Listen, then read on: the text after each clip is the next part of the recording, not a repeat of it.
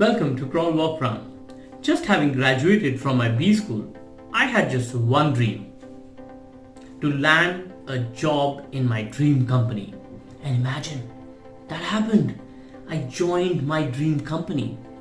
Then I had just one more dream, and that one more dream was to be the best that I ought to be. I had very massive expectations from myself.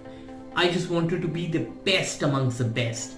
And needless to say, the competition was immense because I was always surrounded by some of the best in the industry. But I was not going to take down sitting. I was willing to work hard. I was willing to spend more time. I was willing to learn more. I was willing to spend all my time to be that best person that I wanted to be. I was extremely ambitious, and I didn't see anything coming in between me and my ambitions. I was willing to work way harder than anybody else in my organization to live my dream and to be the best that I could be. Ladies and gentlemen, today I'm going to be talking about my burnout. When did I feel completely exhausted and I felt that my dream was getting crumbled under my own feet? So this journey starts the day I joined Microsoft, and my single mission after I joined the company was to be the best, as I just told you. I was actually spending nearly 13 to 14 or maybe even 18 to 19 hours at times just working. My day would generally start at 9 when I would travel to work, and I wouldn't return until 12 a.m., 1 a.m. That was just normal. Like working till 12 a.m. was normal for me, and I would always stay at office. And a lot of people would come back and say, "Hey Sandeep, what are you doing? You need to really go back to home." And every time I heard that, I put a medal of honor against my shirt saying, "Hey, I worked harder than anyone else. Yes, I will be the best that I wanted to be." At that time, I felt that I was achieving a lot by doing more, by making more, by creating more, by doing things that none of the other folks were able to do. Of course, I started getting some short-term benefits out of it. I started getting promotions, I started getting acknowledged, etc. But there was always that lingering thought. I used to always hear that, "Sandeep, you're pushing too hard. Be fair to yourself. Maintain that balance." One of my mentors would come back to me and speak very sternly saying, "Hey Sandeep, you need to really slow down. You ought to get back to home. You need to break your work routine. Otherwise you will burn out." And at that time I was like, no, this is not burnout. This is exactly how I work. This is my dream. And whatever they would say, it would just not resonate with me because I felt what I'm doing is right. And I felt that this is my moment of glory. I would take pride that I was the last person leaving the office, and I would take pride that I am the first person entering the office. And I can vouch for it that I was the one person who's working more than anyone else when I joined the organization. And that for me was of immense pride. Now, mark my words, I was saying I was working more than anyone else. I'm not saying that I was very productive. I'm not saying that I was delivering more value. I'm just saying I was spending more hours at work. And that is the truth. Now, that went on.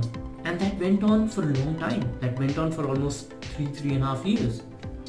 Then suddenly, one weekend, I came home and I felt nothingness.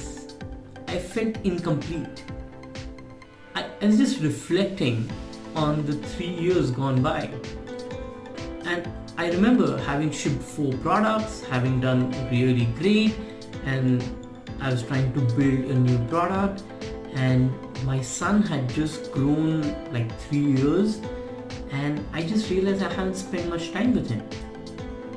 I also realized that I've been seeing my spouse almost on a weekly basis, because by the time I would leave for work, she would have already left, and by the time I would return, she would have already slept.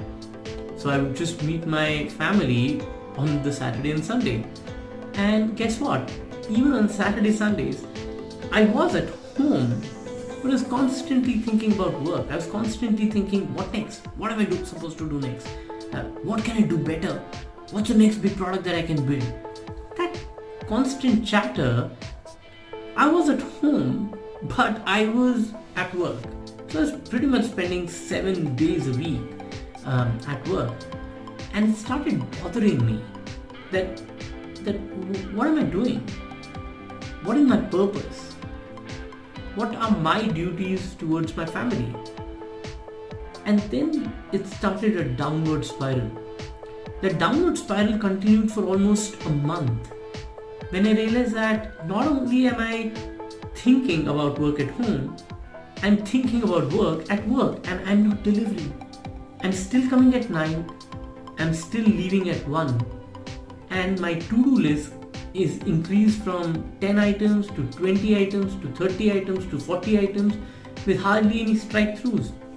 I'm not able to complete things. I'm not able to contribute well. I'm not able to think straight. And all I was thinking was work, but I was not delivering. That feeling of I need to prove a point to someone had suddenly vanished. Like, what was I doing? For whom was I doing? What was I trying to prove? It was a cloud of confusion that surrounded me, where I felt that I did not know what was my purpose, what was I doing. And that's when I went back to my mentor and I said, this is how I'm feeling. I feel nothing. I feel I don't want to work. I feel I don't want to spend time with my family either. I don't feel anything. I'm numb. My emotions are numb. I had been slogging for nearly 1,000 days. But then I was not sure of what was I supposed to achieve after those 1,000 days and why was I doing what I was doing. So therefore you see that there was this something in me which made me incomplete. And this is where the realization happened. So my mentor requested me for one small thing. He asked me about my weekend routine. He said, I have one small request to make. And that request was very simple. He said, this Friday, when you leave work at 1, because he knew I'll be staying till 1 in the night, on the Saturday morning, make sure you do not touch your phone, your laptop, your television, or any other electronic equipment. Do not touch your to-do list for work. If you want to think work, but you're not allowed to touch anything. And it hit me, it was very surreal. I woke up on the Saturday morning. The first thing I did was I picked up my phone to see my Teams chat and my Outlook mails. And then I opened WhatsApp. And on the WhatsApp was a message at almost 5:30 a.m. saying, hoping that you are not going to touch this phone. And as soon as I opened up my phone, I think so there are products that give you the double ticks to know that you're online. I got another message that I hope you promise that you keep your promise. And I was like, alright, I'm going to shut down my phone. I shut down my phone. I closed my laptop lid. I did not look at my to-do list. And I went for a walk. And I'm constantly thinking about work. But at least thrice, my hands went inside my pocket either to turn on the podcast or look at my to-do list. But I couldn't do it. And I didn't have a choice but just to keep walking. And when I was walking, I realized that there are people walking by.